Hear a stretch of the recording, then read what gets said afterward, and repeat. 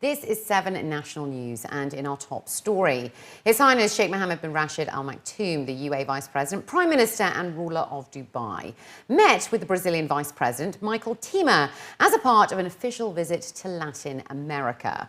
His Highness Sheikh Mohammed and Mr. Temer took part in a signing ceremony for a joint military cooperation, under which the UAE and Brazil will exchange joint expertise and training and activities of joint defence cooperation.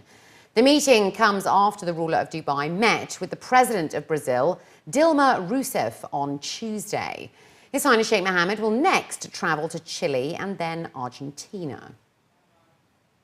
The UAE Red Crescent Authority has distributed a further 11,500 items of clothing to underprivileged children over in Pakistan in coordination with the UAE Embassy. Orphan centres in Islamabad, which include displaced children from troubled areas in northwest Pakistan, received clothing which was distributed to 5,000 children under the supervision of the Director of the Office of the Red Crescent and other supervisors. Clothing was also distributed to 5,000 other orphans and homeless children in the city of Kohat. A further 1,500 items of clothing were also donated to students with disabilities, sponsored by the Hassan Humanitarian Academy in its 3 branches in Rawalpindi, Adiala and Islamabad, and the Centre for the Army Disabled. In an effort to attract more nationals to join the medical sector, the Jalila Foundation organised its first interactive student conference, Destination Medicine. In her keynote speech, Her Excellency Raja Essa Al Gurg, the chairperson of the Board of Directors and member of the Board of Trustees of the Jalila Foundation, emphasised the importance of having young Emiratis pursue careers in the medical field. She said that this inaugural event aims to expose students firsthand to the world of medicine and hopefully spark their interest in saving lives. The Jalila Foundation is a global philanthropic organisation dedicated to transforming lives through medical education and research. World-renowned cardiothoracic surgeon Professor Sir Magdi Yaqub was the guest of honour, who inspired the youth with his wealth of experience. He was knighted over in the UK for his services to medicine and surgery back in 1991 and has received multiple honours for his contribution. He also founded numerous charities to benefit the less fortunate, such as the Chain of Hope, to treat children with correctable cardiac conditions from war-torn and developing countries. I just want to leave the young people with the idea that they are the future and there are certain values which relate to science, medicine, and humanity. And all these are together. That's what would give them a great life of achievement, satisfaction, and will serve the country, the region, and the world. And there is nothing more satisfying and more valuable than science, a life in science and medicine.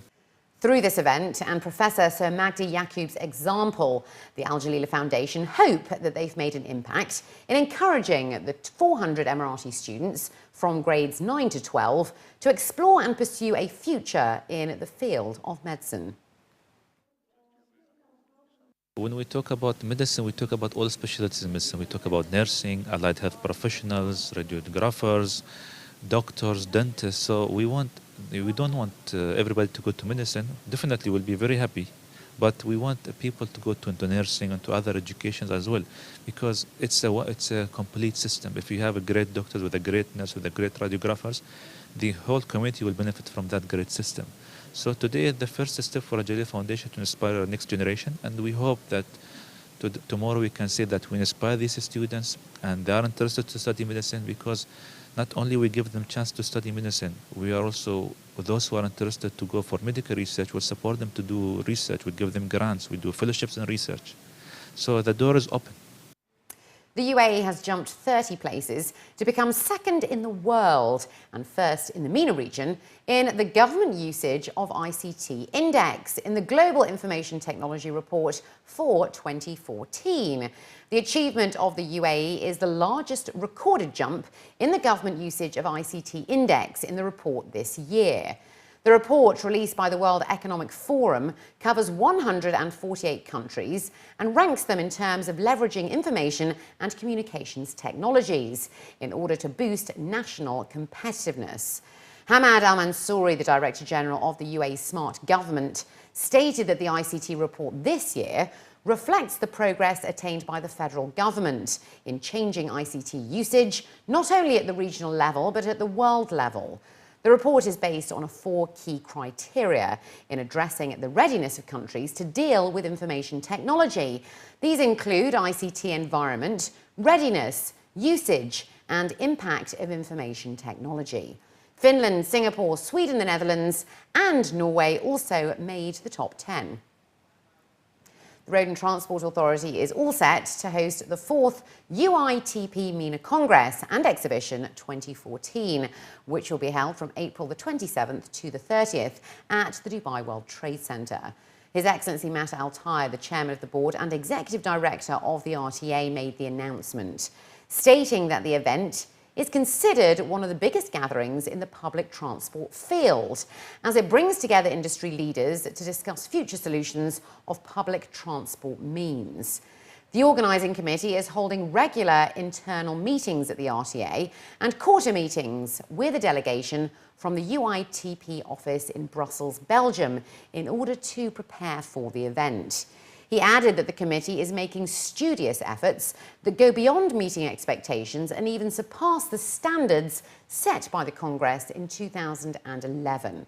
The Congress and exhibition also constitute a good opportunity to share successful experiences of developed countries and the latest technologies adopted in the field.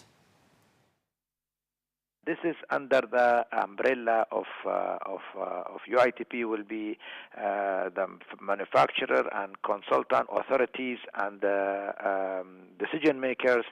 All will be under one umbrella, which is they are going to have lots of sharing and ideas, proposal, and the best practice. And we have, on the other hand, we have about 23 sessions actually during the Congress 3 days, and there will be also Expo Forum about 4 sessions, and we have parallel session about 14, and we have plenary sessions will be 5, and total will be 23. And this also about 72 speakers and chairperson will be involved from 25 countries. There will be a lot of recommendation for the future for the public transport in the area, and I think Dubai is become one of the most important hub for the public transport, especially these days. Now we have lots of virgin areas like Libya, we have North Africa, and we have some areas like in the Gulf area, which is they took Dubai as a benchmark because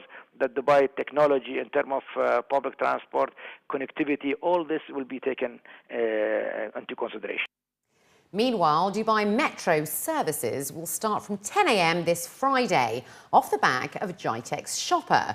According to the Road and Transport Authority, services on both red and green lines will run from 10 a.m. through to 1 a.m. instead of the usual 1 p.m. to 1 a.m. timings for Fridays. The authority added that the service will be complemented with bus services, as well as additional taxis deployed at the GITEX venue, the Dubai World Trade Center, from Wednesday through to Saturday. Dubai's art scene continues to step it up with a combination of tradition and unconventional artistry at the latest opening from the Opera Gallery, which is running until the 6th of April. One of the world's leading contemporary art galleries, the Opera, is offering art enthusiasts something different, according to company officials. On Tuesday, the exhibit, aptly titled The Greater Middle East Unveiled, revealed the wide range of art on offer from carefully selected artists in the region, starting from Morocco to Iran. It is made up of a wide spectrum of media, such as oil on canvas and car paint on cardboard, and the collection will showcase more than 70 pieces of exceptional artistry. The gallery officials say the exhibit embodies the contemporary art movement with the harmonious mix of paintings, along with unique sculptural and photographic works.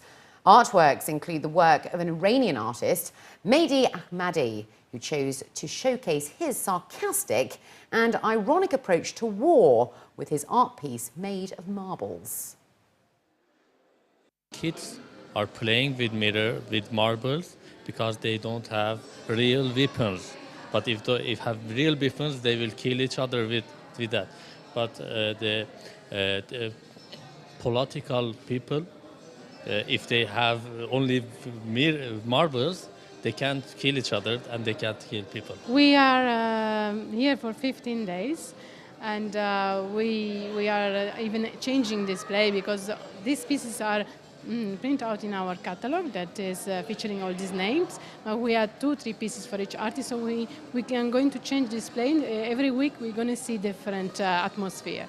That is also the aim of the gallery, to be very dynamic, to move the artwork and to have the sensible approach of try to be flexible, try to be to match artists from different country, different culture, and different approach of the concept of art.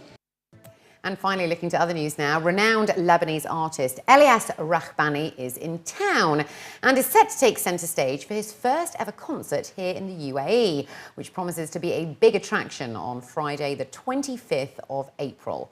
At a press conference earlier today, the Lebanese composer promised to captivate the audience with an unforgettable experience at the Trade Centre. The long-awaited concert will also feature the famous Rania Al-Haj, a passionate performer in the Lyrics Theatre, Johnny Awad, an Italian opera singer, Basima, a Lebanese pop star, and Gilbert Jalk, a famous star in Al-Rock Bonnie plays. And finally, Lebanese singer Ghassan Rock Bonnie. Elias hails from the famous Rock Bonnie family in Lebanon and has composed over 800 pieces. He's also composed ballet music, classical pieces for piano, and soundtracks of over 25 films. The show starts at 9 p.m. and the tickets for the concert are priced between 250 dirhams and 1,200 for platinum seating.